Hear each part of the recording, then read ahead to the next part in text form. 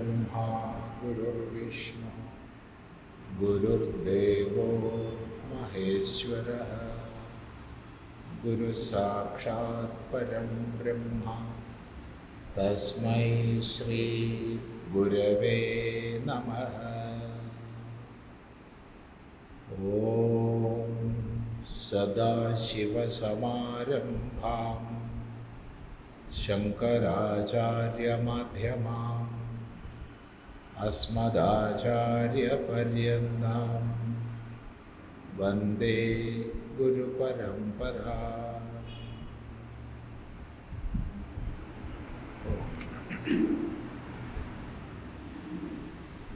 നമ്മൾ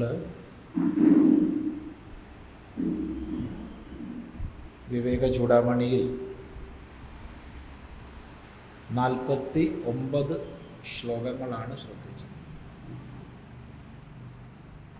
സംസാര ക്ലേശങ്ങളിൽ നിന്ന്, അജ്ഞാനബന്ധനത്തിൽ നിന്ന് മുക്തിക്കായി ശിഷ്യ പ്രാർത്ഥിച്ചു. ആ പ്രാർത്ഥന കേട്ട് നീ ഭയപ്പെടേണ്ടതില്ല,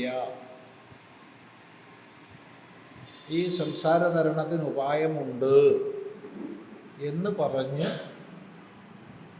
ഗുരുനാഥൻ സമാധാനിപ്പിച്ച്, അജ്ഞാനബന്ധം കൊണ്ടാണ് സംസാരം, അതുകൊണ്ട്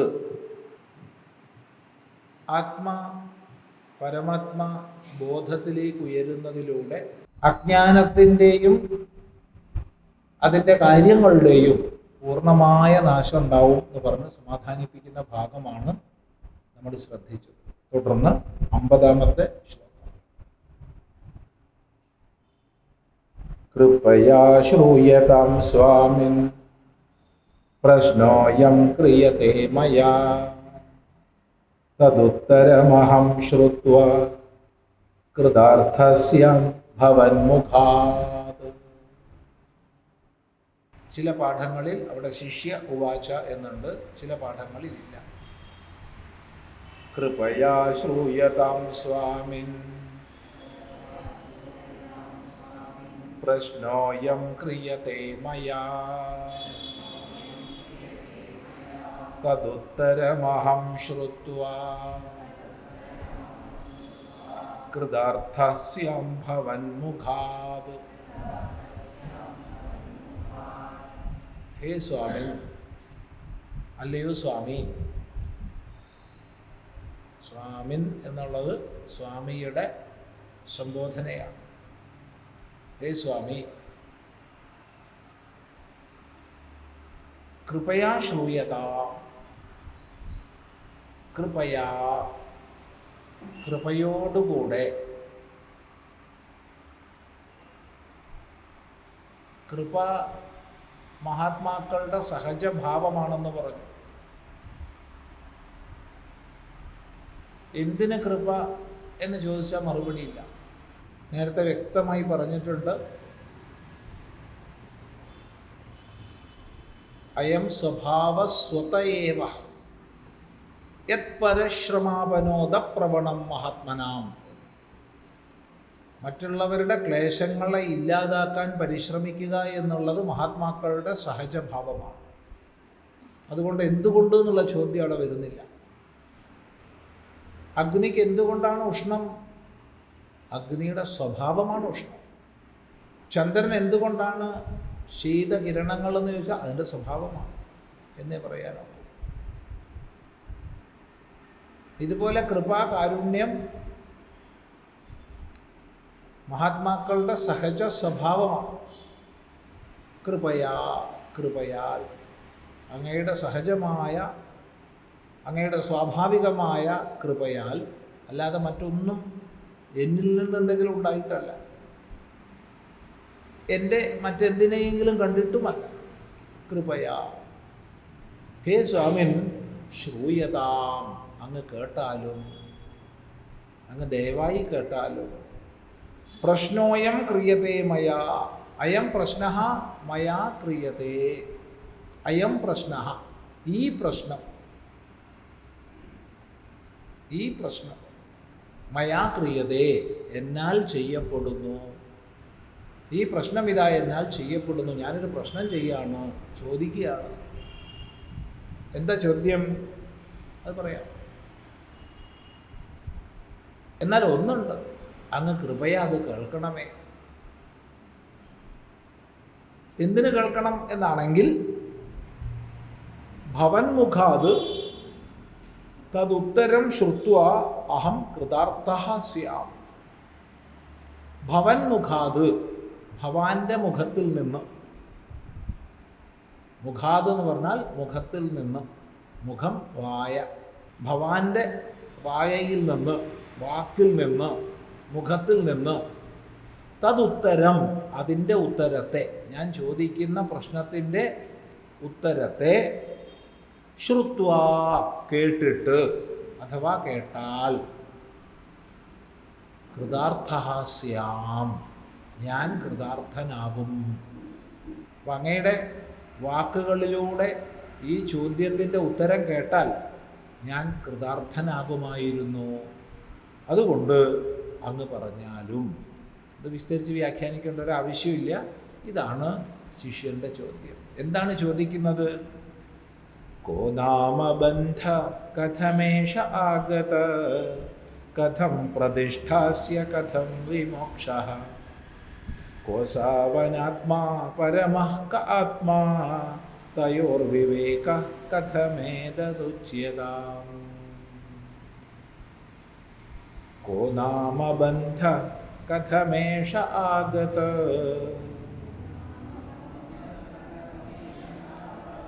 കഥം പ്രതിഷ്ഠാസ്യ കഥം വിമോക്ഷഃ, കോസാവനാത്മാ പരമഃ ക ആത്മാ, തയോർവിവേകഃ കഥമേതദുച്യതാം.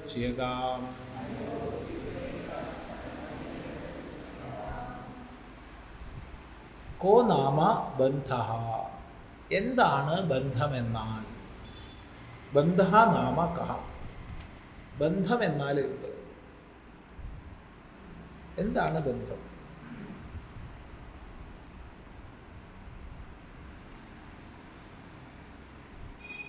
കഴിഞ്ഞ വാക്യത്തിൽ, അതായത് 49-ാമത്തെ ശ്ലോകത്തിൽ, പരമാത്മാവായ നിനക്ക് അജ്ഞാനയോഗം കൊണ്ടാണ് അനാത്മബന്ധമുണ്ടായിട്ടുള്ളത് എന്ന് പറഞ്ഞു. നിനക്ക് അനാത്മബന്ധമുണ്ടായിട്ടുള്ളത്, അനാത്മാക്കളുമായി ബന്ധമുണ്ടായിട്ടുള്ളത് അജ്ഞാനം കൊണ്ടാണ് എന്ന് പറഞ്ഞു. അപ്പോൾ എന്താണ് ബന്ധം? ഇതാണ് ഒന്നാമത്തെ ചോദ്യം. ബന്ധം എന്നാൽ എന്ത്? രണ്ടാമത്തെ ചോദ്യം, കഥം ഏഷ ആഗതഃ, ഇതെങ്ങനെ വന്നു? എങ്ങനെയാണ് നമ്മളിൽ ബന്ധം വന്നു ചേരുന്നത്? അപ്പം എന്താണ് ബന്ധം? അതെങ്ങനെ വരുന്നു?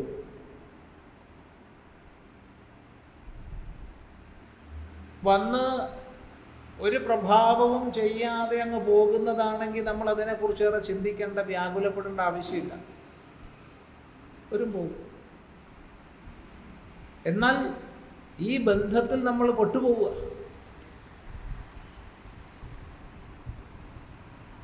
വന്നു ചേരുന്നതാണെങ്കിലും ബന്ധത്തിൽ നമ്മളങ്ങ് പെട്ടുപോവുക. ഇപ്പം ബന്ധം ഉറച്ചിരിക്കുക. കഥം പ്രതിഷ്ഠാസ്യ അസ്യ ബന്ധസ്യ, ഈ ബന്ധത്തിൻ്റെ പ്രതിഷ്ഠ, നിലനിൽപ്പ് എങ്ങനെയാണ്? ഇതെങ്ങനെ നിലനിൽക്കുന്നു? എന്താണ് ബന്ധം? 2, അതെങ്ങനെ വന്നു ചേരുന്നു? 3, അതെങ്ങനെയാണ് ഉറച്ചിരിക്കുന്നത്? കഥം അസ്യ പ്രതിഷ്ഠ, ഇതിൻ്റെ പ്രതിഷ്ഠ എങ്ങനെയാണ്? ശരി, അവിടെ ഇരിക്കട്ടെ. ഒന്ന് ബന്ധമാണെന്ന് മനസ്സിലാക്കി കഴിഞ്ഞാൽ ഇന്ന് വിടണം. ഒന്ന് കെട്ടുപാടാണെന്ന് ഏത് നിമിഷം മനസ്സിലാക്കുന്നു, അപ്പോൾ അത് വിടണം.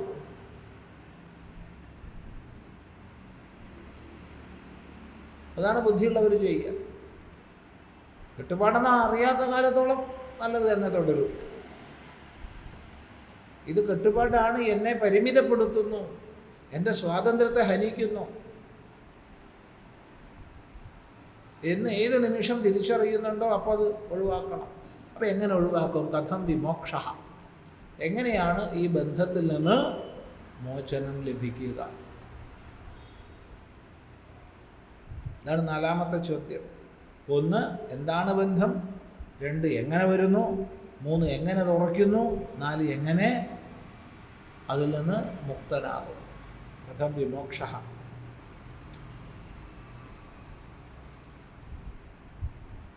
പിന്നെ നേരത്തെ പറഞ്ഞ കൂട്ടത്തിൽ പറഞ്ഞു, പരമാത്മാവായ നിനക്ക് അനാത്മബന്ധം എന്നൊരു വാക്ക് പറഞ്ഞിട്ടുണ്ട്. അജ്ഞാനയോഗം കൊണ്ടാണ്, അജ്ഞാനയോഗാത് പരമാത്മനസ്തവ ഹ്യനാത്മബന്ധ തതയേവ സംസൃതി എന്നാണ് നേരത്തെ പറഞ്ഞത്. അപ്പോൾ കോ അസൗ അനാത്മ, എന്താണ് ഈ അനാത്മാവെന്ന് പറഞ്ഞാൽ? അനാത്മബന്ധം ഉണ്ടാവുന്നു എന്നാണല്ലോ ഗുരുനാഥൻ പറഞ്ഞത്. നിനക്ക് അനാത്മബന്ധം ഉണ്ടാവുന്നു. അപ്പോൾ എന്താണ് അനാത്മാവെന്ന് പറഞ്ഞാൽ? അതാണ് 5ാമത്തെ ചോദ്യം. അവിടെ ഗുരുനാഥൻ പറഞ്ഞു, പരമാത്മാവായ നിനക്ക് അജ്ഞാനയോഗം കൊണ്ടാണ് അനാത്മബന്ധം എന്ന് പറഞ്ഞു. എന്താ പരമാത്മാവെന്ന് പറഞ്ഞാൽ? അതാണ് 6ാമത്തെ ചോദ്യം. കഹ പരമഃ ആത്മാ, പരമാത്മാവ് ആരാണ്, എന്താണ്? തയോഹോ വിവേകഃ കഥം, അവയുടെ വിവേകം, വേർതിരിവ് എങ്ങനെ സാധിക്കും? കാരണം പരമാത്മാവായ നിനക്ക് അജ്ഞാനം കൊണ്ട് അനാത്മബന്ധം സംഭവിക്കുന്നു എന്ന് പറയുമ്പോൾ എന്താണ് പരമാത്മാവ്, എന്താണ് അനാത്മാവ്, എങ്ങനെയാണ് അവയുടെ ബന്ധം ഉണ്ടാകുന്നത്? ഇത്രയും ചോദ്യങ്ങളാണ്, 7 ചോദ്യങ്ങളാണ് ശിഷ്യൻ ചോദിക്കുന്നത്. ഈ 7 ചോദ്യങ്ങളും വരുന്നത് ഗുരുവിൻ്റെ വാക്കിൽ നിന്നാണ്. ഈ 7 ചോദ്യങ്ങളും ശിഷ്യന് കൊടുത്തത് വാസ്തവത്തിൽ ഗുരു തന്നെയാണ്. കാരണം ഗുരുനാഥൻ്റെ അടുത്ത് പോയിട്ട് ഈ സംസാരമാകുന്ന മഹാക്ലേശത്തിൽ എന്നെ രക്ഷിക്കണേ എന്നേ പറഞ്ഞിട്ടുള്ളൂ. അതേ പറഞ്ഞിട്ടുള്ളൂ. നോക്കൂ, ശിഷ്യൻ ആദ്യം പ്രാർത്ഥിച്ചത്, ആദ്യം ഗുരുവിൻ്റെ മഹിമ പറഞ്ഞു.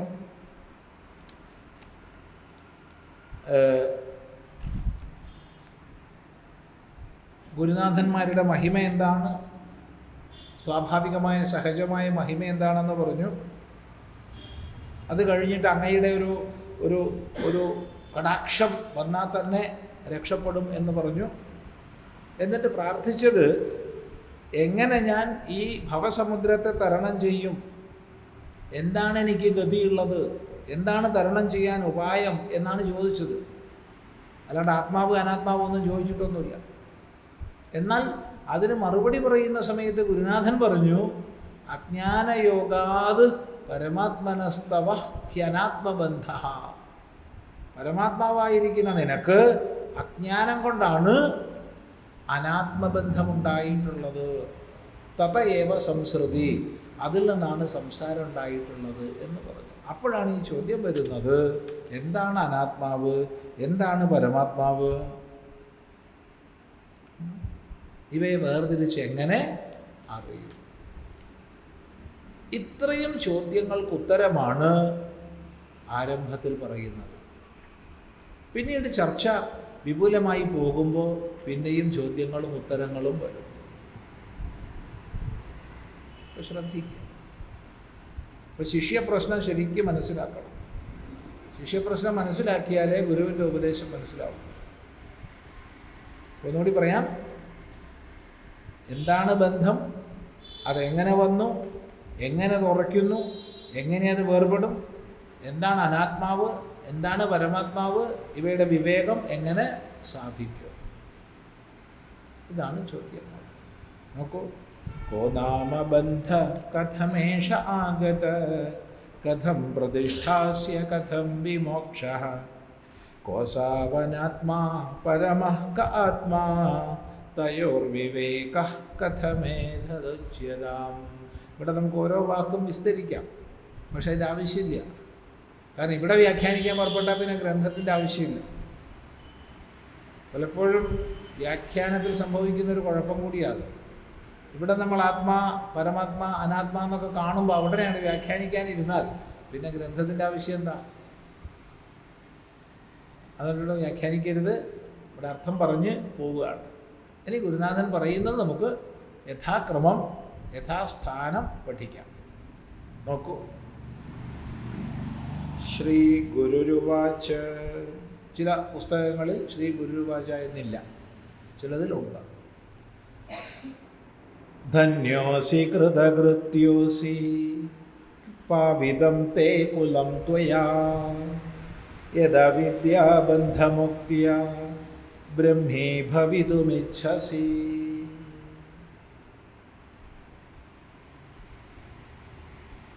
ധന്യോസി കൃതകൃത്യോസി പാവിതം തേ കുലം ത്വയാ യദവിദ്യാബന്ധമുക്ത്യാ ബ്രഹ്മേ ഭവിതുമിച്ഛസി. ആദ്യം തന്നെ ശിഷ്യനെ പ്രശംസിക്കുകയാണ്. അത് ശിഷ്യൻ്റെ ശ്രദ്ധയെ ആകർഷിക്കാനും ചോദിച്ചത് നന്നായി എന്ന് പ്രോത്സാഹിപ്പിക്കാനുമാണ്.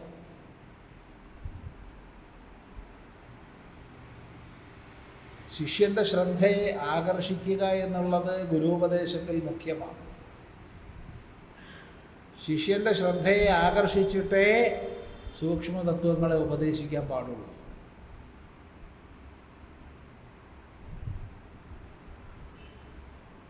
ചോദിച്ചത് നന്നായി എന്ന് പ്രോത്സാഹിപ്പിക്കുകയും വേണം. എന്ന് മാത്രമല്ല, നമ്മളിതിനു മുമ്പ് പലപ്പോഴും ചിന്തിച്ചിട്ടുണ്ട്, സനാതനധർമ്മത്തിൻ്റെ അഥവാ വേദത്തിൻ്റെ ചിന്താ പദ്ധതി തന്നെ ചോദ്യങ്ങളെ പ്രോത്സാഹിപ്പിക്കുന്നതാണെന്ന്. കൂടുതൽ കൂടുതൽ ചോദിക്കാൻ പ്രേരിപ്പിക്കുന്നതാണെന്ന്. എവിടെ യുക്തിബോധമുണ്ടോ, എവിടെ ശാസ്ത്രീയ സമീപനമുണ്ടോ, അവിടെ മാത്രമേ ചോദ്യങ്ങളെ അനുവദിക്കൂ. അല്ലാത്തടത്തൊക്കെ വിശ്വസിക്കാൻ പറയുക ചെയ്യും. വിശ്വസിക്കാൻ പറയുന്നിടത്ത് യുക്തിപൂർവങ്ങളായ ചോദ്യങ്ങളെ അനുവദിക്കുകയില്ല. എന്നാൽ വേദാന്തം യുക്തിപൂർവങ്ങളായ ചോദ്യങ്ങളെ പ്രശംസിക്കുന്നു. നോക്കൂ. ധന്യോസി, നീ ധന്യനായിരിക്കുന്നു. അസി എന്ന് പറഞ്ഞാൽ നീ ആകുന്നു. നീ ആകുന്നു. എന്ത് ധന്യ? നീ ധന്യനാണ്.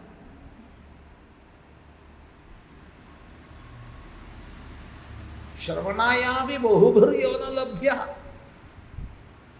ബഹുഭൂരിപക്ഷം പേർക്കും ഇത് കേൾക്കാതെ തന്നെ കിട്ടില്ല. നമുക്ക് ഏറെ താല്പര്യം പൊതുവെ ലോകവാർത്തകളിലായിരിക്കും, അല്ലേ? ഇത് അഭിപ്രായം. ലോകവാർത്തകളിലായിരിക്കും നമുക്ക് ഏറെ താല്പര്യം. ലോകവാർത്തകൾ വേണ്ട, ലോകത്തിൻ്റെ ഒരു വിഷയം അറിയണ്ടെന്നൊന്നും പറഞ്ഞിട്ടില്ല, എല്ലാം അറിയണം. എന്നാൽ അതിനുപരിയുള്ളതിനെ അറിയിക്കാൻ കെൽപ്പുള്ള ആളെ കണ്ടിട്ടും ലോകവാർത്തകളെ ചോദിക്കണമെന്ന് വെച്ചാൽ അത് കഷ്ടമെന്നല്ലാണ്ട് എന്താ പറയുക?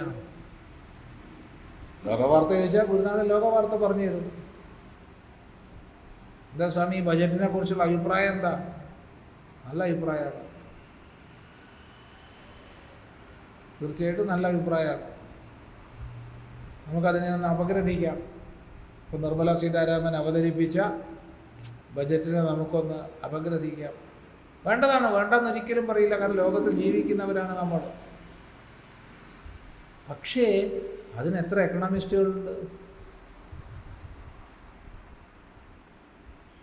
ഒരു എക്കണോമിസ്റ്റിൻ്റെ അടുത്ത് പോയിട്ട് നമുക്ക് വേദാന്തം ചോദിക്കാൻ പറ്റുമോ? ഇത് ചിന്തിക്കേണ്ടതാണ്. പലപ്പോഴും നമുക്ക് പറ്റിപ്പോകുന്ന കുഴപ്പമാണ്. ശ്രവണായാതി ബഹുഭൂരിയോ എന്നല്ല.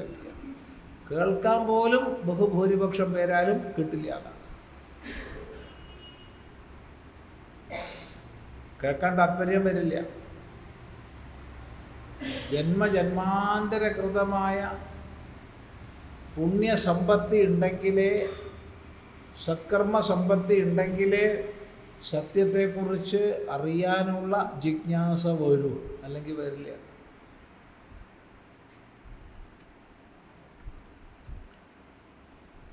പല സ്ഥലങ്ങളിലും പോകുമ്പോൾ സംഘാടകർ സ്വാഗതം ചെയ്യുന്നത് കേൾക്കാം.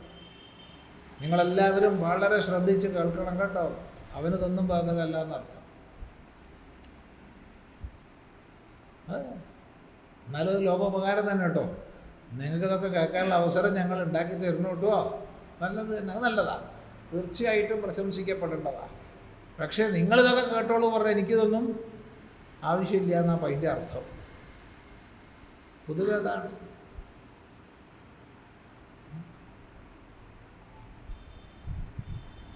അതുകൊണ്ട്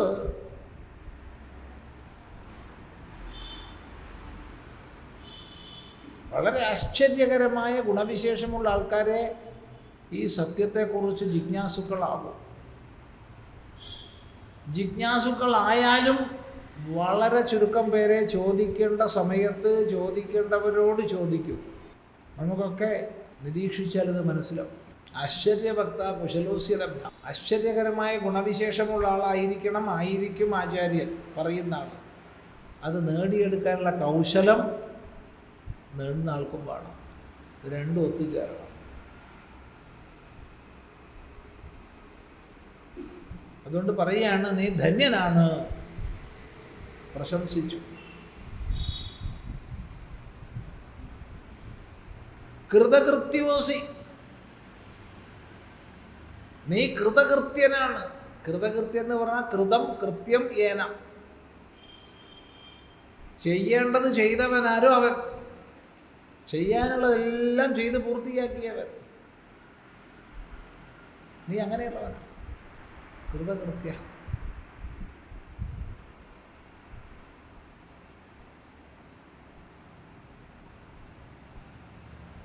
ശ്രദ്ധിക്കുക.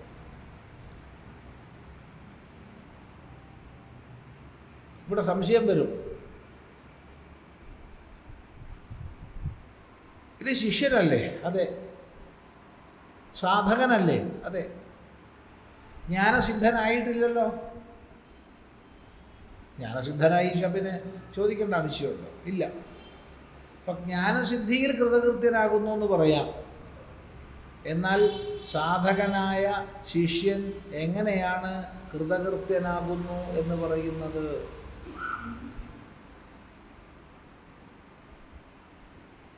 മറുപടി, ഈ സത്യത്തെക്കുറിച്ച് നീ ചോദിച്ചല്ലോ, അത് തന്നെ കൃതകൃത്യതയാണ്.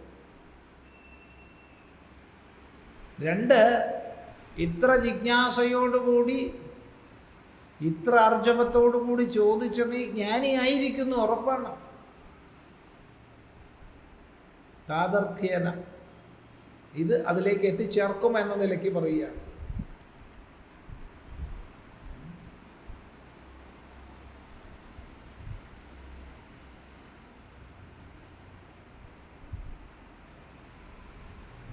ഒരു ലക്ഷ്യത്തിലേക്ക് യാത്ര പുറപ്പെടുമ്പോൾ ആ ലക്ഷ്യത്തിൽ എത്തിയിട്ടില്ലെങ്കിലും നമ്മൾ പറയാറുണ്ട് അയാൾ അവിടേക്ക് പോയി. ഇല്ല,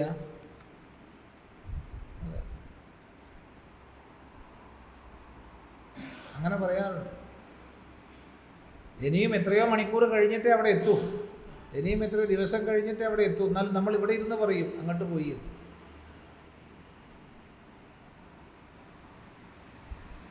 അച്ഛൻ കാശിക്ക് പോയി, അല്ലെങ്കിൽ അമ്മ കാശിക്ക് പോയി, അല്ലെങ്കിൽ മോള് കാശിക്ക് പോയി എന്ന് പറയാറുണ്ട്. കാശിയിൽ എത്ര കഴിഞ്ഞ് കുറേ ദിവസം കഴിയണം, അല്ലെങ്കിൽ കുറേ മണിക്കൂർ കഴിയണം. ഇവിടുന്ന് ഇപ്പാണ്ട് പോയിട്ടേ ഉള്ളൂ, എന്നാലും പറയും കാശിക്ക് പോയി പറയും. ഇല്ലേ? അങ്ങനെ പറയുക. അതുപോലെ സത്യജിജ്ഞാസയോടുകൂടി ശരിയായ സാധനാപഥത്തിൽ ഒരാൾ പ്രവേശിച്ചു എങ്കിൽ തന്നെ അവൻ കൃതകൃത്യനായി. ജിജ്ഞാസുരപി യോഗസ്യ ശബ്ദബ്രഹ്മാതി വർത്തതേ. യോഗത്തിൻ്റെ ജിജ്ഞാസു പോലും വിധി നിഷേധങ്ങൾക്ക് ഉപരിയെത്തുന്നു. ഗീത പറയുകയാണ്. അതുകൊണ്ട് കൃതകൃത്യഹാസി പാവിതം തേ കുലം ത്വയാ. ത്വയാ കുലം പാവിതം തേ. ത്വയാ നിന്നാൽ, തേ നിന്റെ, കുലം കുലം പാവിതം പവിത്രമാക്കപ്പെട്ടിരിക്കുന്നു. നിന്റെ കുലം പവിത്രമായിരിക്കുന്നു. കുലം പവിത്രം ജനനീ കൃതാർത്ഥ എന്നൊക്കെ പറയാറുണ്ട്. കുലം പവിത്രമായിരിക്കുന്നു, അമ്മ കൃതാർത്ഥയായിരിക്കുന്നു. ആർക്കാണോ സത്യജിജ്ഞാസ ഉണ്ടാവുന്നത് അയാളാണ്. എത്ര മക്കളുണ്ടാവും? അവരൊക്കെ കൊണ്ട് നല്ലത് തന്നെ, ഗുണമുണ്ട് ദോഷമുണ്ട് ഒക്കെ ഉണ്ട് മക്കളൊക്കെ ഉണ്ട്. എന്നാൽ സത്യജിജ്ഞാസുവായൊരു പുത്രൻ പുത്രി ഉണ്ടായാൽ ആ കുലം പവിത്രമാക്കപ്പെട്ടു. പാവിതം തേ കുലം.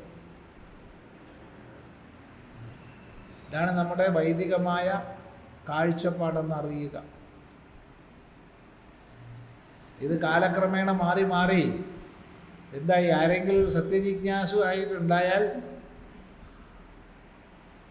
അവൻ മഹാമദ്യപനായാലും വിരോധമില്ല, അവൻ വേറെ എന്ത് ചെയ്താലും കുഴപ്പമില്ല, പക്ഷേ അവൻ ഈ ഒരു സത്യാന്വേഷണത്തിൻ്റെ മാർഗത്തിൽ പോകരുതേ എന്നാണ് മിക്കവാറും അമ്മമാർ അച്ഛന്മാർ വിചാരിക്കുന്നത്.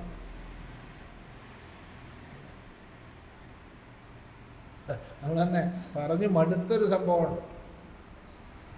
നിങ്ങളോട് തന്നെ പല പ്രാവശ്യം പറഞ്ഞിട്ടുണ്ടാവും, നിങ്ങൾ തന്നെ കേട്ട് മടുത്തവരുണ്ടാവും, എന്നാലും മനസ്സൊന്നും മായുന്നില്ല. ഒരു 91 ഓർമ്മ, 1991 നമ്മളൊരു പരിപാടിക്ക് ഒരു സ്ഥലം പോയി, തിരുവല്ലയിലാണ്. ഒരു വേദാന്ത പഠന പരിപാടി ഉണ്ടായിരുന്നു. അത് സംഘടിപ്പിച്ചത് ഇപ്പോൾ ഓർമ്മയുണ്ട്, ഭാരതീയ വിചാര കേന്ദ്രമായി തിരുവല്ലയിൽ. അപ്പോൾ അന്ന് അവിടെ പോയി നല്ല രീതിയിൽ സത്സംഗമൊക്കെ ഉണ്ടായി.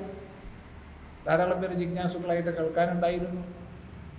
അപ്പോൾ കേൾക്കാൻ വേണ്ടിയൊന്നും വന്നതല്ല, ഒരമ്മ സങ്കടം പറയാൻ വന്നിട്ടുണ്ട്, സ്വാമിയോട് സംസാരിക്കണം വ്യക്തിപരമായിട്ട്.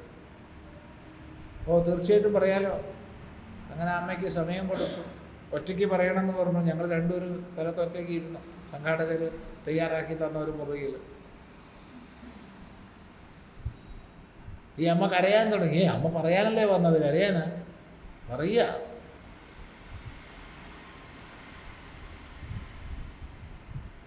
എനിക്ക് എൻ്റെ മകനെക്കുറിച്ചാണ് സ്വാമി സങ്കടം പറയാനുള്ളത്. എന്താണ്?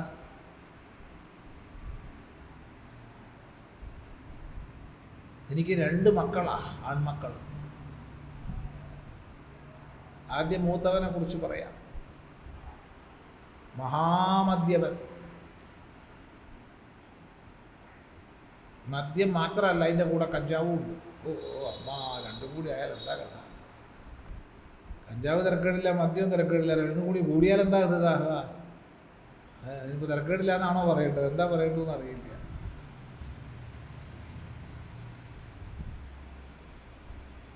വൈകുന്നേരം ആകുമ്പോൾ ഏതെങ്കിലും റോഡ് സൈഡിലുണ്ടാവും, കാനേൻ്റെ ഉള്ളിൽ. അവനെടുത്ത് കൊണ്ടുവരണം സ്വാമി. അപ്പോൾ ആട്ടും തുപ്പും ചവിട്ടും എല്ലാം ഉണ്ടാവും. അമ്മയാണ് ആ മാതൃഹൃദയം ഇത്രമാത്രം നമ്പരപ്പെടുന്നുണ്ടാവും. അവൻ എന്ത് പണിക്കാൻ അമ്മ പോണത്? ഒരു പണിയെടുക്കൂല സ്വാമി. വീട്ടിൽ എവിടെയെങ്കിലും ഒളിപ്പിച്ച് വെച്ച പൈസ ഉണ്ടെങ്കിൽ പോലും അതെടുത്ത് കൊണ്ടുപോയിട്ടാണ് അവൻ്റെ പരിപാടികളൊക്കെ. എന്ത് പറഞ്ഞാൽ ഈ അമ്മയെ സമാധാനിപ്പിക്കുക.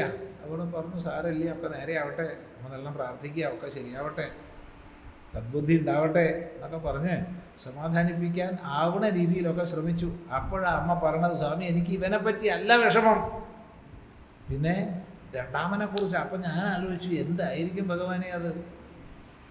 കാരണം ഒന്നാമൻ ഇങ്ങനെയാണ്, അവനെക്കുറിച്ചല്ല അമ്മയ്ക്ക് സങ്കടം പറയാനുള്ളത്, പിന്നെ രണ്ടാമനെ കുറിച്ചാണ്. അപ്പം എന്തായിരിക്കും രണ്ടാമൻ്റെ ചെയ്തി എന്ന് ആലോചിച്ചിട്ട് എനിക്കതിനൊരു പിടി കിട്ടുന്നില്ല. എന്തായിരിക്കും അവൻ ചെയ്യുന്നുണ്ടാവുക? കാരണം ഇവൻ്റെ അടുത്ത് മോഷണമുണ്ട്, എല്ലാ പരിപാടിയും അവൻ്റെ അടുത്തില്ല. അമ്മയെ തല്ലലുണ്ട്, പിന്നെ അതിലപ്പുറം വേറെ വല്ലതും പറയാനുണ്ടോ? അപ്പോൾ രണ്ടാമൻ എന്തൊക്കെയായിരിക്കും ചെയ്യുന്നത്? അത് കേൾക്കാനുള്ള ശക്തി സത്യം പറഞ്ഞാൽ ഇല്ല എന്നൊരു തോന്നൽ. എന്നാലും അമ്മയ്ക്കൊരു സമാധാനമാവട്ടെ. അമ്മ പറയുക, രണ്ടാമൻ മദ്യപിക്കുമോ? സ്വാമിക്ക് എന്താ, അവൻ മദ്യപിക്കുന്ന പോയിട്ട് അവന് ചായ കൂടി കുടിക്കില്ല. അവരെന്നെ വഴക്ക് പറയുന്ന പോലെയാണ് പറയുന്നത്. ഞാനെന്ത് പഠിച്ചു? ഞാനവരെ കണ്ടിട്ടും കൂടിയില്ല, പിന്നെ എന്തിനാ എന്നോട് ഇങ്ങനെ കയർക്കുന്നേ? ആ ശരി അമ്മ. പിന്നെ അതെന്താ ചെയ്യുന്നേ? പണിക്ക് പോവില്ലേ? പണിക്ക് പോവില്ലേന്നോ? അവനല്ലേ കുടുംബം പോറ്റുന്നത്. സ്വാമി എന്താ ചോദിക്കണേ? അവനാണ് കുടുംബം പോറ്റുന്നത്. പാവം. രാവിലെ നേരത്തെ പോവും. കെട്ടിട നിർമ്മാണ മേഖലയിലാണ് തൊഴിൽ. കല്ല് കെട്ടും, ചെത്തും, തേക്കും, എല്ലാം ചെയ്യും. കെട്ടിട നിർമ്മാണത്തിൻ്റെ എല്ലാ മേഖലകളിലും അവൻ പണിക്ക് പോകും. ഒരു വേണ്ടാതീനമില്ല. കിട്ടുന്ന പൈസ വീട്ടിൽ കൊണ്ടുത്തരും. അവനാണ് വീട് നടത്തുന്നത്. പിന്നെ എന്താ കുഴപ്പം? 6 ദിവസമാണ് അവൻ പണിക്ക് പോവുക. ആഴ്ചയിൽ ഒരു ദിവസം ആശ്രമം എന്നും പറഞ്ഞിട്ട് പോകും. അവിടെ പോയിട്ട് വേദാന്ത പുസ്തകങ്ങൾ വായിക്കുക, സ്വാമിമാരുടെ പ്രഭാഷണം കേൾക്കുക, ഇതൊക്കെയാ പരിപാടി. ഇവനെക്കുറിച്ചാണ് എനിക്ക് ഭയവും ദുഃഖവും. ഞാൻ ചോദിച്ചു, എന്താമ്മ, അല്ല അവനാറ്റോ സന്യാസിയായി പോയാൽ നോക്കണേ. ഞാൻ ചോദിച്ചു, അമ്മ ഈ സങ്കടമൊക്കെ ആരോടാ പറയണത്? സ്വാമീനോട്. ഈ സ്വാമി ആകാശത്തുനിന്ന് പൊട്ടി വീണുള്ള ഒരാളായിരിക്കുമോ? ഈ സ്വാമി ഒരമ്മേൻ്റെ വയറ്റത്ത് വന്നതല്ലേ?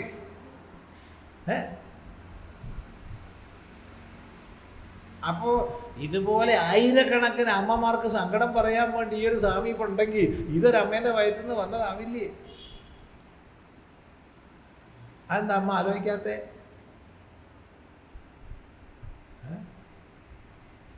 ഇത് കഥയാണെന്ന് വിചാരിക്കരുത്. ഉണ്ടായ സംഭവം ഉണ്ടായതുപോലെ പറഞ്ഞതാണ് നിങ്ങളോട്. ഇതാണ് പൊതുവെ നമ്മുടെ ഒരു സ്ഥിതി, ഒരവസ്ഥ.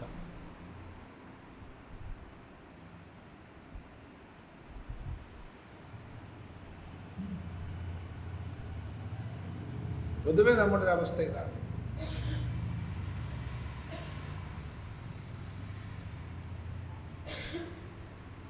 അവിടെയാണ് പാവിതം തേ കുലം ത്വയാ, നിന്റെ കുലം നിന്നാൽ പാവനമാക്കപ്പെട്ടിരിക്കുന്നു.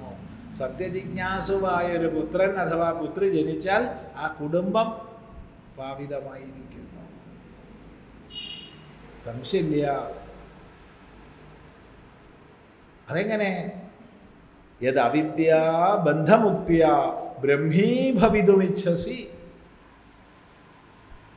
അവിദ്യാബന്ധത്തിൻ്റെ മുക്തിക്കായിക്കൊണ്ട്, അല്ലെങ്കിൽ മുക്തിയിലൂടെ, അവിദ്യാബന്ധമുക്തിയ, അവിദ്യ ഹേതുവായുണ്ടായ ബന്ധം അവിദ്യാബന്ധം, അവിദ്യാബന്ധത്തിൻ്റെ അഥവാ അവിദ്യാബന്ധത്തിൽ നിന്നുള്ള മുക്തി അവിദ്യാബന്ധമുക്തി, അതിലൂടെ, അതിനാൽ അവിദ്യാബന്ധമുക്തിയ, അവിദ്യാബന്ധമുക്തിയിലൂടെ ബ്രഹ്മീഭവിതുമിച്ഛസി, നീ ബ്രഹ്മമായി തീരാൻ, ബ്രഹ്മത്തെ അറിയാൻ നീ ഇച്ഛിക്കുന്നുവല്ലോ. പരമസത്യത്തെ അറിയാൻ നീ ഇച്ഛിക്കുന്നുവല്ലോ. എങ്ങനെ? അവിദ്യാബന്ധത്തെ മോചിപ്പിച്ചിരിക്കുന്നതിലൂടെ, അവിദ്യാബന്ധങ്ങളെ ഇല്ലാതാക്കുന്നതിലൂടെ സ്വയം ബ്രഹ്മജ്ഞാനത്തിലേക്ക് ഉയരാൻ, സ്വയം ബ്രഹ്മമായി ഭവിക്കാൻ നീ ഇച്ഛിക്കുന്നുവല്ലോ. ആ ഒറ്റ ഇച്ഛ മതി നിന്റെ കുടുംബം പാവനമാകാൻ. അമ്മയും അച്ഛനും കൃതാർത്ഥരാവാൻ.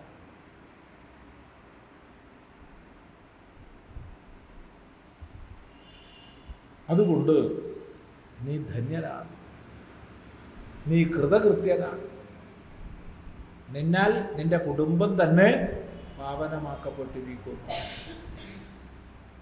ഇതാണ് ശിഷ്യനെ പ്രോത്സാഹിപ്പിച്ച് ചോദ്യം ചെയ്തതിനെ അഭിനന്ദിച്ചുകൊണ്ട് ഗുരു പറയുന്നു. വളരെ ശ്രദ്ധിക്കേണ്ട വാക്യമാണ്. ധന്യോസി കൃതകൃത്യോസി പാവിതം തേ കുലം ത്വയാ യദവിദ്യാബന്ധമുക്തിയാ ബ്രഹ്മേ ഭവിതുമിച്ഛസി. ഈ ബ്രഹ്മീഭവിതും എന്നുള്ളത് ഭാഷാപ്രയോഗത്തിൻ്റെ രീതി മാത്രം വെച്ച് പറഞ്ഞാൽ ബ്രഹ്മമല്ലാത്തത് ബ്രഹ്മമാവുക എന്നാണ് ബ്രഹ്മീഭവനം എന്നതിൻ്റെ അർത്ഥം. ബ്രഹ്മീഭവതി എന്ന് പറഞ്ഞാൽ ബ്രഹ്മമല്ലാത്തത് ബ്രഹ്മമാവുക. വനീകരണം എന്ന് പറഞ്ഞാൽ വനമല്ലാത്ത സ്ഥലം വനമാക്കുകയാണ് വനീകരണം.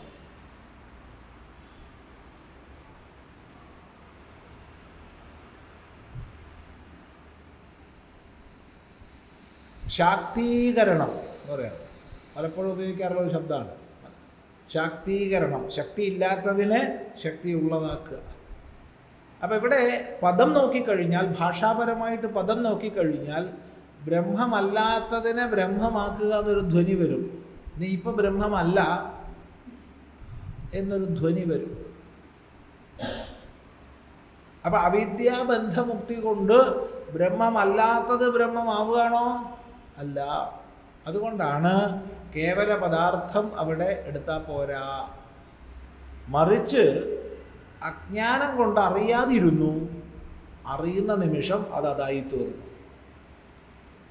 ഈ രീതിയിൽ അർത്ഥം മനസ്സിലാക്കണം. അല്ലാതെ അവിദ്യാബന്ധമുക്തി കൊണ്ട് ബ്രഹ്മമല്ലാത്തത് ബ്രഹ്മമാവുകയല്ല, മറിച്ച് ബ്രഹ്മമാണെന്ന് അറിയുകയാണ്. അറിയുന്നതിലൂടെ അതാവുകയാണ്.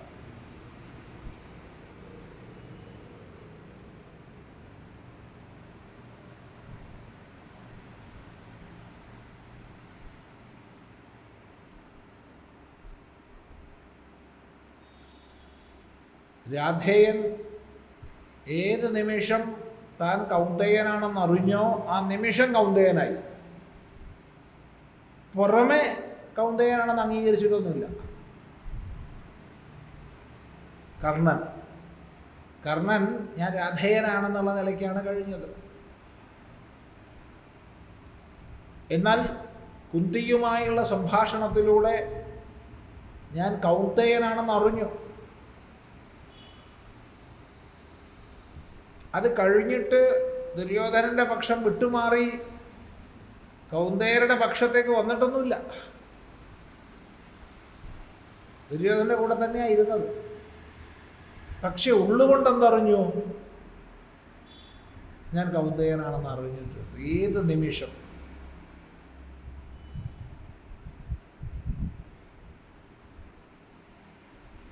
അറിയായിക എന്നുള്ളത് നീങ്ങി അറിഞ്ഞപ്പോൾ അത്രയേ ഉള്ളൂ. അങ്ങനെ നീ അവിദ്യാബന്ധമുക്തി കൊണ്ട്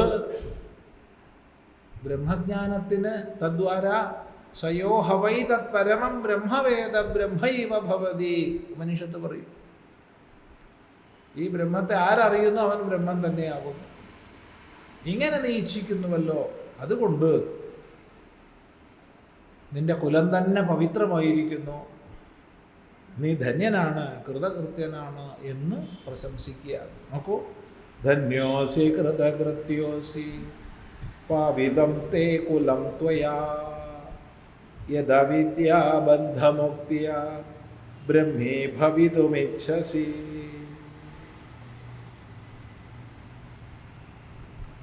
ഋണമോചനകർത്താരഃ പിതുഃ സന്തി സുതാദയഃ ബന്ധമോചനകർത്താ തു സ്വസ്മാദന്യോ ന കശ്ചന.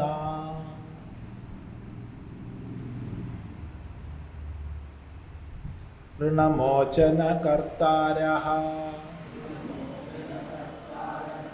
പിതുഃ സന്തി സുതാദയഃ ബന്ധമോചനകർത്താ തു സ്വസ്മാദന്യോ ന കശ്ചന.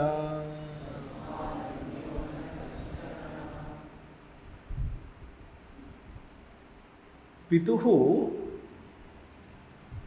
ഋണമോചനകർത്താരः സുതാദയः സന്തി, കിന്തു ബന്ധമോചനകർത്താ സ്വസ്മാദന്യഃ കശ്ചന ന. ന എന്ന് പറഞ്ഞാൽ ന അസ്തി അഥവാ ന വിദ്യതേ.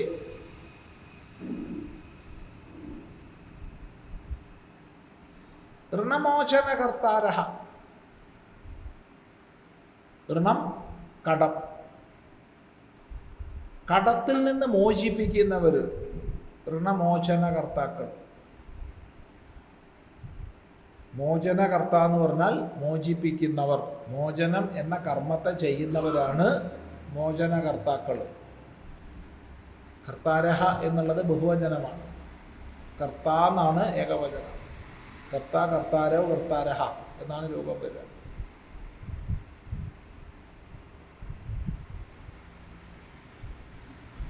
അപ്പോൾ ഋണമോചനകർത്താരഹ എന്ന് പറഞ്ഞാൽ കടത്തിൽ നിന്ന് നമ്മളെ മോചിപ്പിക്കുന്നവർ ആയ മക്കള്, സുതാദയ മക്കള് തുടങ്ങിയവർ. മക്കളാവാം, ബന്ധുക്കളാവാം, സുഹൃത്തുക്കളാവാം, പലരാവാം. ഇപ്പം നമുക്കൊരു കടമുണ്ട്, ആ കടം വീട്ടുന്നവർ ധാരാളം ഉണ്ടാവാം. സന്ധി ഉണ്ട്,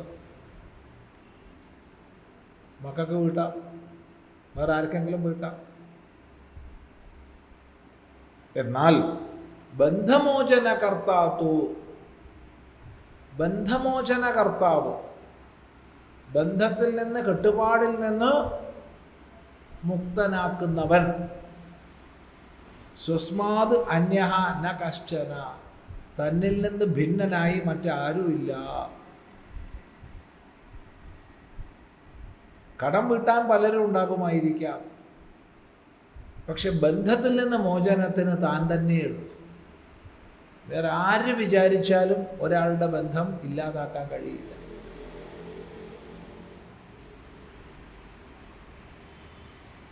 ചോദ്യം വരാം, ഗുരുനാഥന് കഴിയില്ലേ? ഇല്ല, താൻ തന്നെ വേണം. ഗുരുനാഥന് ചൂണ്ടിക്കാണിക്കാം, വഴി കാണിക്കാം. ശാസ്ത്രങ്ങൾ ചൂണ്ടുപലകകളാണ്. ആ ചൂണ്ടുപലകകൾ കാണിക്കുന്ന വഴിയിലൂടെ സഞ്ചരിച്ച് ലക്ഷ്യത്തിലെത്തേണ്ടത് നമ്മൾ ഓരോരുത്തരുമാണ്.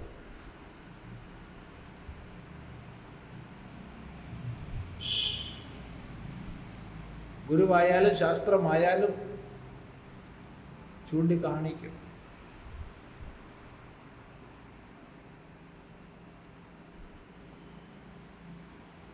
ശാസ്ത്രീയമായൊരു പദ്ധതിക്കനുസരിച്ച് ചൂണ്ടിക്കാണിക്കുമ്പോൾ അത് പൂർണ്ണമായും നമുക്ക് സ്വീകരിക്കാം, വിശ്വസിക്കാം, അതിലെ സഞ്ചരിക്കാം.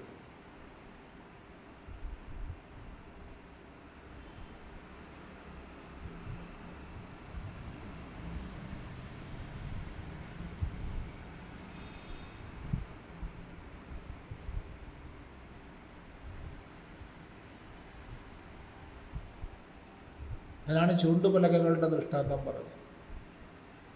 ചൂണ്ടുപലക എഴുതുന്ന ആൾ ചിലപ്പോൾ ഏത് സ്ഥലത്തിൻ്റെ ആണോ എഴുതിയത് അവിടെ പോയിട്ടുണ്ടാവില്ല, അത് കണ്ടിട്ടുണ്ടാവില്ല, അത് അറിഞ്ഞിട്ടുണ്ടാവില്ല.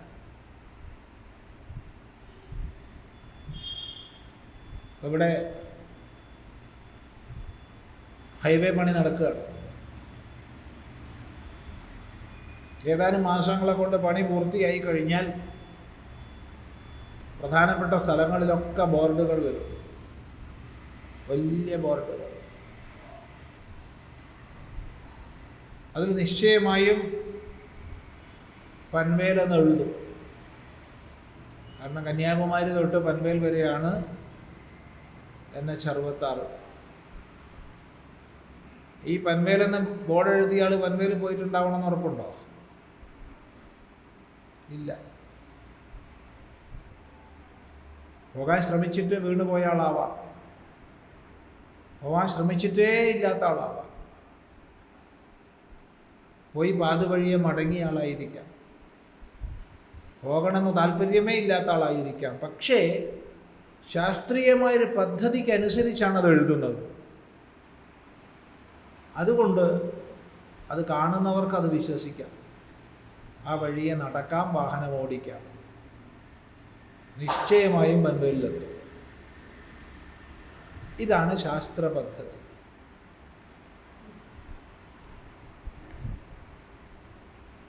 അവിടെ ഗുരുവായാലും ശാസ്ത്രമായാലും ചൂണ്ടുപലകയാണ്.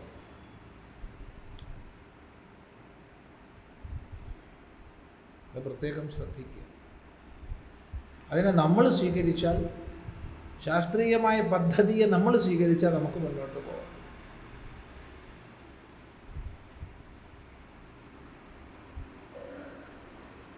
വീഴാം, വീഴ്ചകൾ കാണാം, ഒക്കെ ചെയ്യാം. പക്ഷേ അചഞ്ചലമായി നമ്മൾ മുന്നോട്ട് പോയാൽ നമുക്ക് ഉയരാം. ബന്ധമോചന കർത്താവ്, ബന്ധമോചന കർത്താവ്, അവിടെ ഋണമോചന കർത്താരഹ എന്ന് ബഹുവചനം പറഞ്ഞു, എന്നാൽ ബന്ധമോചന കർത്ത എന്ന് ഏകവചനം പറഞ്ഞു. അത് ശ്രദ്ധിക്കേണ്ടതാണ്. ഋണമോചന കർത്താരഹ എന്ന് ബഹുവചനം പറഞ്ഞ ആൾക്ക് ബന്ധമോചന കർത്താരഹ എന്ന് പറയാമായിരുന്നു, പറഞ്ഞില്ല. കാരണം അവിടെ ബഹുവചനം ഇല്ല. ഞാൻ എന്നുള്ളതിനൊരിക്കലും ബഹുവചനം ഇല്ല. ഞങ്ങളോ നമ്മളോ ഞാൻ എന്നുള്ളതിൻ്റെ ബഹുവചനമല്ല. ഞാനും നീയും ചേർന്നതാണ് നമ്മൾ. ഞങ്ങളും അങ്ങനെ തന്നെ. ഞാനും പലരും ചേർന്നതാണ്, നീ ഒഴിച്ചുള്ള പലർ.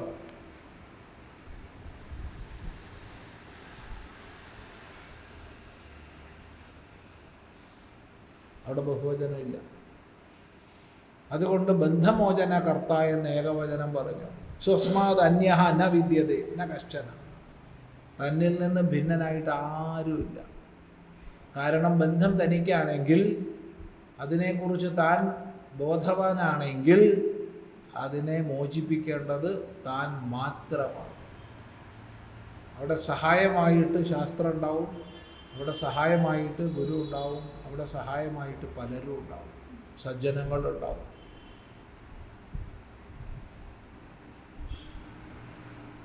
അതുകൊണ്ട് നീ തന്നെ പരിശ്രമിക്കണം. എങ്ങനെയാണ് ഈ ബന്ധത്തിൽ നിന്ന് രക്ഷപ്പെടുക എന്ന് ചോദിച്ചില്ലേ, ശിഷ്യൻ ചോദിച്ചു നേരത്തെ. എങ്ങനെയാണ്? കഥം തരേയം ഭവസിന്ധുമേധം കാവാഗതി കഹ ഉപായ എന്നൊക്കെ നേരത്തെ ചോദിച്ചു. ഈ ഭവസമുദ്രത്തെ ഞാൻ എങ്ങനെ തരണം ചെയ്യും? നീ തന്നെ തരണം ചെയ്യണം, വേറെ ആരുമില്ല. അതാണ് സ്വസ്മാത് അന്യോന കശ്ചന, നീ അല്ലാതെ വേറെ ആരുമില്ല. അതാണ്. നോക്കൂ, ഋണമോചന കർത്താരഃ പിതുസ്സന്തി സുതാദയഃ ബന്ധമോചന കർത്താതു സ്വസ്മാദന്യോന കശ്ചന. വ്യക്തമാണല്ലോ ഇല്ലേ? നോക്കൂ, മസ്തകന്യസ്തഭാരാദേഹ ദുഃഖമന്യൈർനിവാര്യതേ ക്ഷുധാധികൃത ദുഃഖം തു വിനാസ്വേന ന കേനചിദോ. മസ്തകന്യസ്തഭാരാദേഹ ദുഃഖമന്യൈർനിവാര്യതേ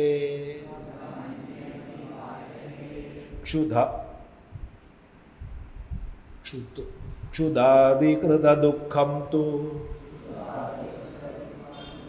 വിനാസ്വേന ന കേനചിദോ. ക്ഷുധാന്നുണ്ട് ക്ഷുധാന്നുണ്ട്, രണ്ടും ശരിയാട്ടോ, രണ്ടായാലും ശരിയാണ്. അവിടെ നമ്മളിപ്പോൾ വായിക്കുന്ന പുസ്തകത്തിൽ ക്ഷുത് ആദി എന്നുള്ളതാണ്, മറ്റേ ക്ഷുധ ആദി ആവാം, രണ്ടും ശരിയാണ്. ദായായാലും ശരിയാണ്, ധായായാലും ശരിയാണ്.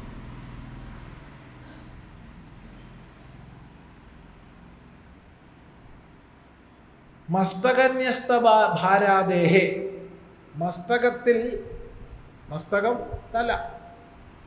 തലയിൽ വെച്ച ഭാരം തുടങ്ങിയവയുടെ ദുഃഖം അന്യൈഹി നിവാര്യതേ, മറ്റുള്ളവരാൽ നിവാരണം ചെയ്യപ്പെടുന്നു. ഒരാള് തലയിലൊരു ചുമടേറ്റി നടക്കുകയാണ്.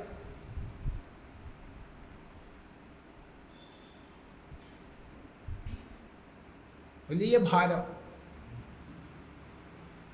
അയാൾ നടന്ന് നടന്ന് ക്ഷീണിച്ചു, തളർന്നു. അങ്ങനെ മസ്തകത്തിൽ ന്യസ്തമായ തലയിൽ വയ്ക്കപ്പെട്ട ഭാരം തുടങ്ങിയവയാൽ അയാൾ വളരെ ദുഃഖിതനായി. എന്താ ചെയ്യുക? താങ്ങാൻ പറ്റുന്നില്ലല്ലോ, ഇതെങ്ങനെ ഞാൻ ഇനി എടുത്ത് നടക്കും എന്നുള്ള ദുഃഖം. അപ്പോഴാണ് ഒരാൾ വന്നിട്ട് കുറച്ചു നേരം ഞാനിത് എടുക്കാം എന്ന് പറഞ്ഞു. അപ്പോൾ അയാൾക്ക് വലിയ ആശ്വാസമായി. കുറച്ചു നേരം അയാൾ എടുത്തു. അല്ലെങ്കിൽ രണ്ടുപേര് വന്നു, ഇത് പകുതിയായിട്ട് ഞങ്ങളെടുക്കാം. അപ്പോൾ വളരെ സന്തോഷമായി. അങ്ങനെ എത്ര പേർക്ക് വേണമെങ്കിൽ വന്ന് വീതം വെച്ച് അയാളുടെ ദുഃഖം നിവാരണം ചെയ്യാം. മസ്തകന്യസ്തഭാരാദേഹേ ദുഃഖം അന്യൈഹി നിവാര്യതേ. മസ്തകത്തിൽ വെച്ച ഭാരം തുടങ്ങിയവയാലുള്ള ദുഃഖം മറ്റുള്ളവരാൽ നിവാരണം ചെയ്യപ്പെടുന്നു. ഇവിടെ ദുഃഖം ഭാരം തുടങ്ങിയവ എന്ന് എന്തിനാ പറഞ്ഞേ? ചോദ്യം. ഭാരം മാത്രമല്ല, വേറെ പലതും ആവാം. ഒരാൾ ഒരു മുൾക്കൂട്ടത്തിൽ വീണു എന്ന് വിചാരിച്ചോ, അയാളുടെ തലയിലാകെ മുള്ളുകൾ നിറഞ്ഞു കയറി. വേറെ ഉള്ളവർക്ക് സഹായിക്കാം, എടുത്തു മാറ്റാം. അല്ലെങ്കിൽ തലയിൽ മുറിവ് പറ്റി, മറ്റുള്ളവർക്കത് കഴുകി കൊടുത്ത് മരുന്ന് വെച്ച് അത് ശമിപ്പിക്കാൻ ശ്രമിക്കാം. എന്നാൽ ക്ഷുധാധികൃത ദുഃഖം തൂ, വിശപ്പ് തുടങ്ങിയവയാൽ ഉണ്ടായ ദുഃഖം. ക്ഷുത്ത് വിശപ്പാണ്. ക്ഷുത്ത് തുടങ്ങിയവ എന്ന് പറഞ്ഞാൽ വിശപ്പ്, ദാഹം തുടങ്ങിയവയാൽ ഉണ്ടായ ദുഃഖം. വല്ലാതെ വിശന്നപ്പോൾ ദുഃഖമായി. ചെറിയൊരു വിശപ്പൊക്കെ ആകുമ്പോൾ താങ്ങാം, സഹിക്കാം. പിന്നെയും വിശപ്പ് കൂടി, ഭക്ഷണമില്ല. അങ്ങനെ വല്ലാത്ത വിശപ്പ് കൊണ്ടുണ്ടായ ദുഃഖം, അതാണ് ക്ഷുധാധികൃത ദുഃഖം. അത് ക്ഷുധാധികൃത ദുഃഖവും ശരിയാണ്. ക്ഷുധയും ക്ഷുത്തും രണ്ടും ശരിയാണ്. എങ്ങനെയാണോ നിങ്ങളുടെ പുസ്തകത്തിൽ അത് എടുത്തോളാം. പാഠഭേദം ഉണ്ടെന്ന് കൂട്ടുക. ക്ഷുധാധികൃതം എന്നുള്ളിടത്ത് ക്ഷുധാധികൃതം എന്ന് പാഠമുണ്ടെന്ന് എഴുതുക. ക്ഷുധാധികൃതം എന്നാണ് പുസ്തകത്തിലെങ്കിൽ ക്ഷുധാധികൃതം എന്ന് പാഠമുണ്ടെന്ന് എഴുതുക. എന്തായാലും കുഴപ്പമില്ല. മനസ്സിലായില്ല? അപ്പം വിശപ്പ് തുടങ്ങിയവയാൽ എന്ന് പറഞ്ഞാൽ വിശപ്പ്, ദാഹം തുടങ്ങിയവയാൽ ഉണ്ടായിട്ടുള്ള ദുഃഖം തു ആകട്ടെ വിനാ സ്വേന ന കേനചിത്, സ്വേന വിനാ ന കേനചിത് നിവാര്യതേ, തന്നാലല്ലാതെ വേറെ ആരാലും മാറ്റാൻ കഴിയില്ല. സ്വയം ഭക്ഷണം കഴിക്കുകയല്ലാതെ വേറെ വഴി ഇല്ല. ഇത് സാമാന്യാണ്.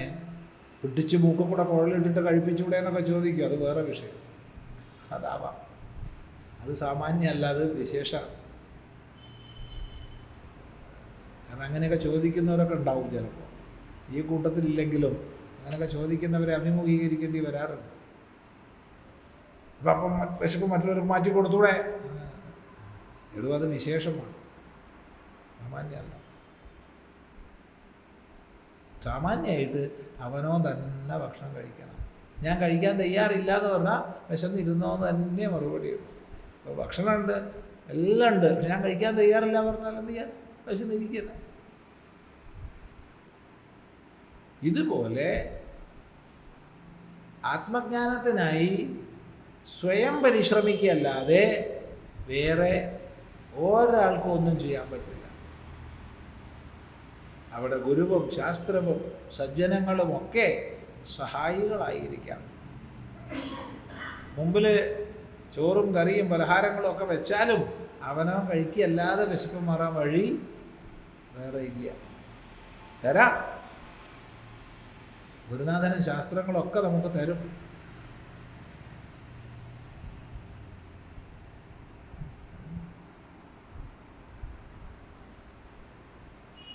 ചിന്തിക്കുക. അതുപോലെ പഥ്യമൗഷധസേവാച ക്രിയത്തെ യേന രോഗിണ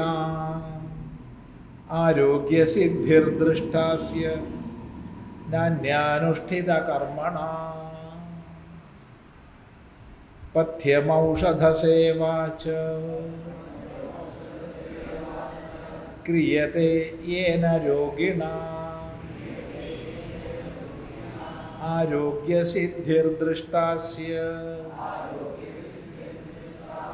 നാന്യാനുഷ്ഠിതകർമ്മണ. പഥ്യം, ഔഷധസേവ തുടങ്ങിയവ യാതൊരു യോഗിയാൽ ചെയ്യപ്പെടുന്നുവോ, യാതൊരു രോഗി ഏത് രോഗിയാണോ പഥ്യം, ഔഷധസേവ തുടങ്ങിയവ ചെയ്യുന്നത്, അസ്യ ആരോഗ്യസിദ്ധി ദൃഷ്ട, അവനാണ് ആരോഗ്യസിദ്ധി കാണുന്നത്. അന്യ അനുഷ്ഠിത കർമ്മണ, അല്ലാതെ വേറൊരുത്തൻ ചെയ്യുന്ന കർമ്മം കൊണ്ട് വേറൊരുത്തന് രോഗം മാറുക?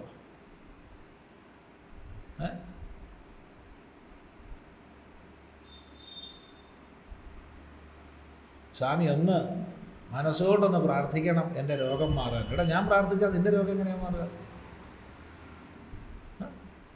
നിനക്ക് പ്രാർത്ഥിച്ചൂടെ? നിനക്ക് വേണ്ടി പ്രാർത്ഥിക്കേണ്ട എൻ്റെ പണിയാണ്, എന്താ മധ്യസ്ഥ പ്രാർത്ഥനയാണ്. അത് നമുക്കില്ല. നിനക്കെന്താ പണി? ചിലർ പറയാറുണ്ട്, സ്വാമി ഒന്ന് എനിക്ക് വേണ്ടി പ്രാർത്ഥിക്കണം കേട്ടോ. ചിലപ്പോൾ ദക്ഷിണയും തരും. ദക്ഷിണയും വാങ്ങി വെക്കാം, അതിൽ യാതൊരു സംശയമില്ല. പക്ഷെ നിനക്ക് വേണ്ടി പ്രാർത്ഥിക്കണ പരിപാടിയില്ല. നിനക്ക് വേണ്ടി പ്രാർത്ഥിക്കാൻ ഞാൻ ആര്? നിനക്ക് വേണ്ടി പ്രാർത്ഥിക്കാൻ നിനക്കെന്താ പറ്റില്ലേ? ഞാനും നീ എന്ത് വ്യത്യാസം? സനാതന ധർമ്മശാസ്ത്രങ്ങളൊന്നും പഠിക്കുകയില്ല, വേറുള്ളതൊക്കെ കേട്ട് തലയിലാക്കുകയും ചെയ്യും. അതിൻ്റെ ഫലം അത് വേറെ ഒന്നുമല്ല. അതുകൊണ്ട് വ്യക്തമായിട്ട് ഇവിടെ പറയുകയാണ്, ഏതൊരു രോഗിയാലാണോ, ഏന രോഗിണ, യാതൊരു രോഗിയാൽ, ഏന എന്ന് പറഞ്ഞാൽ യാതൊരാളാൽ, ഏന യാതൊരാളാൽ, രോഗിണ എന്ന് പറഞ്ഞാൽ രോഗിയാൽ. അപ്പം ഏന രോഗിണ എന്ന് പറഞ്ഞാൽ യാതൊരു രോഗിയാൽ പഥ്യം ഔഷധസേവാച ക്രിയതേ, പഥ്യവും ഔഷധസേവയും ചെയ്യപ്പെടുന്നുവോ? വളരെ പ്രധാനമാണ്. ഔഷധം സേവിക്കുമ്പോൾ പഥ്യം പാലിക്കണം. പഥ്യം പാലിക്കാതെ ഔഷധം സേവിച്ചിട്ടൊരു പ്രയോജനമില്ല. ഔഷധ സേവയാണ്, അതാ നമ്മുടെ ഭാഷ. അത് വൈദ്യൻ എപ്പോഴും മരുന്ന് കുറിച്ച് കൊടുക്കുമ്പോൾ സേവിക്കാനാ പറയുക, ഇല്ലേ? കഷായം അല്ലെങ്കിൽ അരിഷ്ടം, ഗുളിക എന്തെന്ന് വെച്ചാലും എഴുതി വെക്കും, ഇത്ര നേരം സേവിക്കുക. സേവിക്കുക.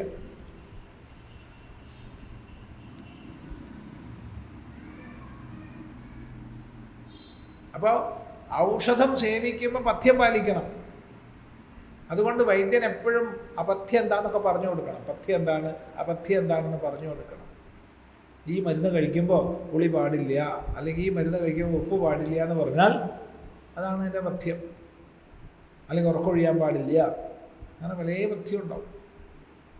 അല്ലെങ്കിൽ ഈ മരുന്ന് കഴിക്കുമ്പോൾ പകലുറങ്ങാൻ പാടില്ല, രാത്രി ഉറങ്ങാതിരിക്കാൻ പാടില്ല, അങ്ങനെയൊക്കെ ഉണ്ടാവും പഥ്യം. അത് ഓരോ മരുന്നിനും ഓരോ രോഗത്തിനും വിശേഷമുണ്ട്. എന്താണോ വൈദ്യം കൽപ്പിച്ചത് അത് ചെയ്യണം. അപ്പോൾ യാതൊരു രോഗിയാലാണോ പഥ്യവും ഔഷധസേവയും നല്ലപോലെ പാലിക്കപ്പെടുന്നത്, അസ്യ അവന് ആരോഗ്യസിദ്ധി ദൃഷ്ട, അവനാണ് ആരോഗ്യസിദ്ധി കാണപ്പെടുന്നത്. രോഗം നീങ്ങി ആരോഗ്യം വീണ്ടെടുത്തു. അപ്പോൾ ആരോഗ്യം ആദ്യം ഉണ്ടായിരുന്നു, രോഗമില്ലാത്ത അവസ്ഥ. രോഗം വന്നു, അതിനെ മറച്ചു. പഥ്യവും ഔഷധസേവയും ചെയ്യപ്പോൾ രോഗം നീങ്ങി. രോഗം നീങ്ങിയപ്പോഴോ ഇപ്പോഴും ആരോഗ്യം വന്നു. അപ്പോൾ മരുന്ന് കഴിച്ചത് കൊണ്ടും പഥ്യം പാലിച്ചത് കൊണ്ടും ആരോഗ്യം കിട്ടിയതാണോ? അല്ല, രോഗം നീങ്ങിയതാണ്. എന്താണ്? രോഗം ഭേദമായി, രോഗം മാറി. അതാണ്. രോഗം മാറിയപ്പോൾ തൻ്റെ തനത് ഭാവം വന്നു.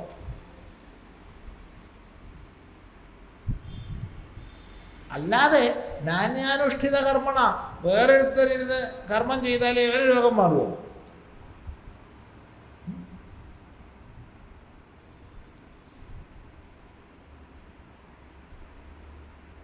കഴിഞ്ഞ ആഴ്ച ഉണ്ടായിരുന്നു പത്രത്തിൽ ഒരു അറബി മാന്ത്രികം എന്നും പറഞ്ഞിട്ട്. എന്നിട്ട് ഇപ്പുറത്തെ ആൾ മരിച്ചു.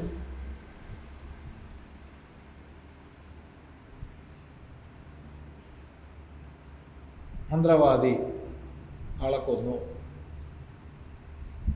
വലിയ തലക്കെട്ടായി. അത് അവരെന്തെങ്കിലും കർമ്മം ചെയ്താൽ അവരെങ്ങനെ രോഗം മാറുക? വളരെ വിദ്യാസമ്പന്നരെന്ന് വിചാരിക്കണവരൊക്കെ ഇതിലത്ത് പെട്ടുപോകുന്നുണ്ട് ഇങ്ങനെ പലതും.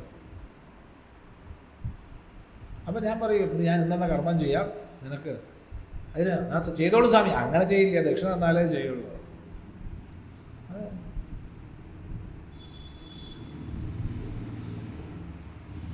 അപ്പോഴാണ് അവിടെ വ്യക്തമായി പറഞ്ഞത്, ആരാണോ ഔഷധം സേവിക്കുന്നത്, ആരാണോ പഥ്യം പാലിക്കുന്നത്, അവനാണ് രോഗമുക്തി ഉണ്ടാവുക. അല്ലാതെ വേറൊരുത്തം ചെയ്ത കർമ്മം കൊണ്ടല്ല. വേറൊരാൾ ഔഷധം കഴിക്കുക, വേറൊരാൾ പഥ്യം പാലിക്കുക, എന്നിട്ട് വേറൊരാൾക്ക് രോഗം മാറുക, അതില്ല, അങ്ങനെ ഉണ്ടാവില്ല. സാധ്യമല്ല എന്നാണ് ഭാഷ്യകാരൻ പറയണത്.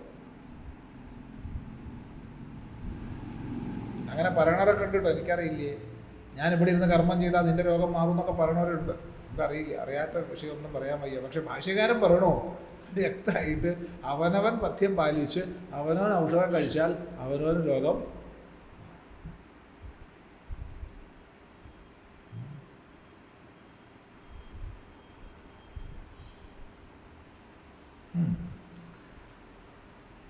അതുകൊണ്ട് അവനവൻ വേണം ആത്മബോധത്തെ നേടുക, അല്ലാതെ വേറൊരാളല്ല. അച്ഛൻ ഭക്ഷണം കഴിച്ചു പറഞ്ഞിട്ട് മകന് വിശപ്പ് മാറാൻ പോകണില്ല. അച്ഛൻ ഭക്ഷണം കഴിച്ചു പറഞ്ഞാൽ മകന് സന്തോഷമാണ്. ഓ, അച്ഛൻ കഴിച്ചുല്ലോ എന്നുള്ള സന്തോഷം ഉണ്ടാവും, തീർച്ചയായിട്ടും ഉണ്ടാവും. അതുപോലെ മകൻ ഭക്ഷണം കഴിച്ചു പറഞ്ഞാൽ അച്ഛനും സന്തോഷം ഉണ്ടാവും, മകള്, അമ്മ ഒക്കെ കൂട്ടിച്ചേർത്തോളൂ. പക്ഷെ വിശപ്പ് മാറണമെങ്കിൽ അവനവൻ തന്നെ കഴിക്കണം. അല്ലേ? പിന്നെ ഉപചാരം പറയാറുണ്ട്, ഓ നിങ്ങൾ കഴിച്ചപ്പോൾ എനിക്ക് വിശപ്പ് മാറിയ പോലെ ആയിട്ടുള്ളൂ, വിശപ്പ് മാറിയിട്ടില്ല. സ്വാമി ഊണ് കഴിച്ചപ്പോൾ എനിക്ക് വലിയ സന്തോഷമായി. സന്തോഷം ശരിയാ, വിശപ്പ് മാറിയോ? വിശപ്പ് മാറിയിട്ടില്ല. കഴിച്ച പോലെ ആയിട്ടുള്ളൂ, കഴിച്ചിട്ടില്ല. കഴിച്ചതാവണമെങ്കിൽ കഴിക്കേണ്ടതാണ്. മനസ്സിനൊരു സന്തോഷം ഉണ്ടാവും, അത് ശരിയാ.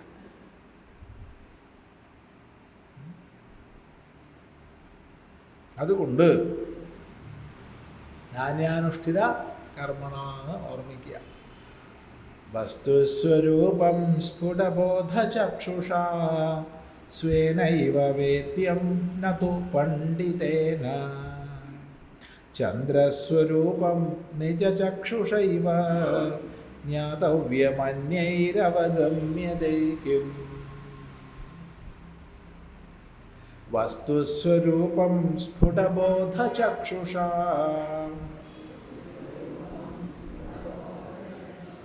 സ്വേനൈവ വേദ്യം നതു പണ്ഡിതേന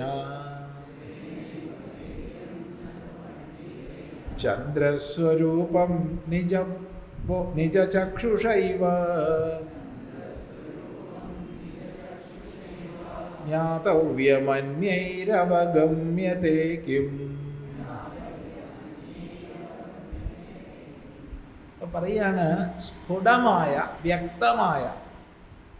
വ്യക്തമായ ബോധചക്ഷുസ്സുകൊണ്ട്, ജ്ഞാനമാകുന്ന കണ്ണുകൊണ്ട് വസ്തുസ്വരൂപം വേദ്യം, വസ്തുവിൻ്റെ സ്വരൂപത്തെ അറിയേണ്ടതാകുന്നു. ആരാൽ? സ്വേനൈവ, തന്നാൽ തന്നെ എന്താണ് വസ്തുസ്വരൂപം എന്നുള്ളത് സ്ഫുടമായ ചക്ഷുസ്സുകൊണ്ട്, ബോധക്കണ്ണുകൊണ്ട്, ജ്ഞാനക്കണ്ണുകൊണ്ട് കാണേണ്ടതാകുന്നു.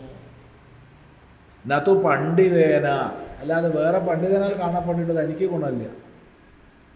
എൻ്റെ ഗുരുനാഥൻ വലിയ പണ്ഡിതനാ എന്ന് പറയേണ്ടത് എനിക്കെന്ത് ഗുണമില്ല? ഗുരുനാഥൻ പണ്ഡിതനായിട്ട് ഗുരുനാഥന് കൊള്ളാം. എന്നത്തു പണ്ഡിതന. ദൃഷ്ടാന്തം പറയാണ്, ചന്ദ്രസ്വരൂപം നിജചക്ഷുഷൈവ ജ്ഞാതവ്യം. നീ ചന്ദ്രനെ കണ്ടിട്ടുണ്ടോ? ഓ, ഞാൻ ചന്ദ്രനെ കണ്ടിട്ടുണ്ട്. അപ്പോൾ ചന്ദ്രൻ എന്താണെന്ന് അറിയാമല്ലേ? എനിക്കറിയാം. ശരി, സന്തോഷം. എന്നാൽ ഒരാൾ ചന്ദ്രനെ കണ്ടിട്ടില്ല, ഇന്ന് വരെ ചന്ദ്രനെ കണ്ടിട്ടില്ല. അതെങ്ങനെ ചന്ദ്രനറിയാം? വേറൊരാൾ ചന്ദ്രനെ കണ്ടു എന്നുള്ളതുകൊണ്ട് ഇയാൾക്കറിയോ? ഇതുപോലെ നമ്മുടെ എല്ലാ അനുഭവ വിശേഷങ്ങളും. അതാണ് ചന്ദ്രസ്വരൂപം നിജചക്ഷുഷൈവ ജ്ഞാതവ്യം. ചന്ദ്രൻ്റെ സ്വരൂപത്തെ സ്വന്തം കണ്ണുകൊണ്ട് കാണേണ്ടതാകുന്നു. ന അന്യൈ അവഗമ്യതയ്ക്കും, അല്ലാതെ മറ്റുള്ളവരാലല്ല. മറ്റുള്ളവരാൽ കാണപ്പെട്ട ചന്ദ്രനെ താൻ തിരിച്ചറിയോ? എന്താ അഭിപ്രായം? നീ ചന്ദ്രനെ കണ്ടിട്ടുണ്ടോ എന്ന് ചോദിച്ചാൽ, എന്ത് ചന്ദ്രൻ? ഇതുവരെ കാണാത്ത ആള്. അപ്പോൾ എന്താ പേര്? ചന്ദ്രൻ എന്നാ പേര് എന്ന് പറഞ്ഞാൽ അയാളിനെ ചന്ദ്രൻ എന്ന് വിചാരിക്കും. ഇല്ലേ? ശരിയല്ലേ? മറ്റു ആകാശത്തിലേക്ക് നോക്കിയിട്ട് ചന്ദ്രനെ കാണണം. ഇതാണ് ചന്ദ്രൻ എന്നാരെങ്കിലും പറഞ്ഞു തരണം. ഇന്നുവരെ ആരും പറഞ്ഞു തന്നിട്ടില്ല. ചന്ദ്രനെ കണ്ടിട്ടുണ്ടെങ്കിലും ചന്ദ്രനാന്നറിയില്ല. അപ്പോൾ കാണണം പോരാ, അറിഞ്ഞവൻ പറഞ്ഞു തന്നിട്ടുണ്ടാവും. അപ്പം അമ്മ പറഞ്ഞു തന്നു, കൊച്ചു കുട്ടിയായപ്പോൾ അമ്മമ്മ പറഞ്ഞു തന്നു. അതാട്ടോ ചന്ദ്രൻ.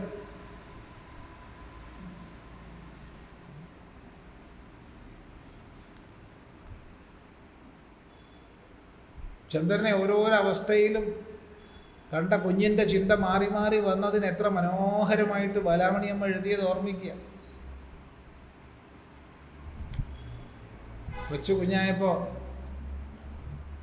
മുത്തശ്ശിയുടെ മടിയിൽ തലയും വെച്ച് കിടന്ന് മുത്തശ്ശി പറഞ്ഞ കഥകളിലൂടെ കണ്ട ചന്ദ്രൻ, കുറച്ച് കഴിഞ്ഞ് സയൻസ് ക്ലാസ്സിൽ ചന്ദ്രനെക്കുറിച്ച് കേട്ടപ്പോൾ മനസ്സിലാക്കിയ ചന്ദ്രൻ, ഇതൊക്കെ മാറി മാറി വന്നതിനെക്കുറിച്ച് വളരെ ഹൃദ്യമായി വർണ്ണിച്ചിട്ടുണ്ട്.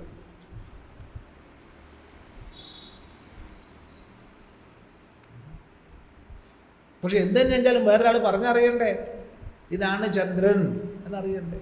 രണ്ട് പറഞ്ഞു കേട്ടാൽ മതിയോ? കാണണ്ടേ?